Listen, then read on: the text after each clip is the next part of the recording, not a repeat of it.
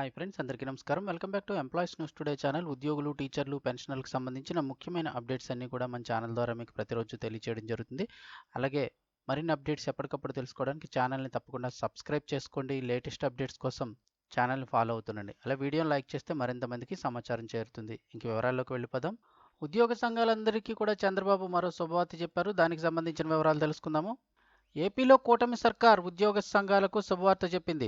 గత 5 ఏళ్లుగా వైసీపీ ప్రభుత్వంతో అంటకాంగారని విమర్శలు ఎదుర్కొంటున్నప్పటికీ వారికి ఓ విషయంలో మాత్రం ఊరటనిస్తూ కీలక నిర్ణయం తీసుకుంది. నిబంధనల ప్రకారం వారికి ఆ విషయంలో ఊరటనిస్తూ వాళ్ళ మెమో విడుదల చేసింది. దీంతో ప్రభుత్వ గుర్తింపు కలిగిన అన్ని ఉద్యోగ సంఘాలకు కూడా ఈ మేరకు ఊరట లభించబోతోంది. రాష్ట్రంలో ప్రభుత్వం తాజాగా ఉద్యోగుల బదిలీలు, పోస్టింగులకు సంబంధించిన మార్గదర్శకాలు విడుదల చేసింది. ఇందులో రాష్ట్రంలో ఉన్న ఉద్యోగుల బదిలీలపై ఉన్న నిషేధాన్ని ఆగస్టు 19 నుంచి 31 వరకు కూడా సడలిస్తున్నట్లు పేర్కొంది. ఎక్సైజ్ శాఖ మినహా 14 శాఖలకు ఈ ఉత్తర్వులైతే వర్తిస్తాయని అందులో తెలిపింది. ఎక్సైజ్ శాఖలో ఉన్న ఉద్యోగులకు మాత్రం సెప్టెంబర్ 5 నుంచి 15వ తేదీ వరకు కూడా బదిలీలకు అయితే అవకాశం కల్పించారు.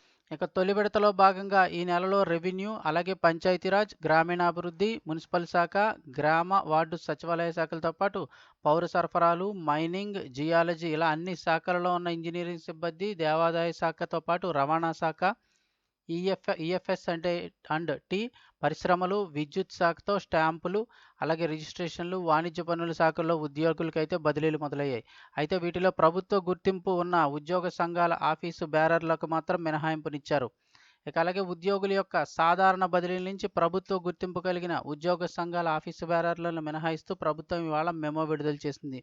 ఇందులో అన్ని శాఖల విభాగాధిపతులు ఆయా గుర్తింపు పొందిన ఉద్యోగ సంఘాల నుంచి 7 రకాల పత్రాలను తీసుకొని వీరికి బదిలీల నుంచి మినహాయింపు ఇవ్వచ్చైతే కనుక పేర్కొంది. ఆయా గుర్తింపు పొందిన సంఘాల ఆఫీసు బేరర్లు తమ గుర్తింపును నిరూపించుకునేలాగా ఈ పత్రాలను తమ శాఖల విభాగాధిపతులకు సమర్పిస్తే బదిలీల నుంచి మినహాయింపు అయితే ఉంటుందని చెప్పారు.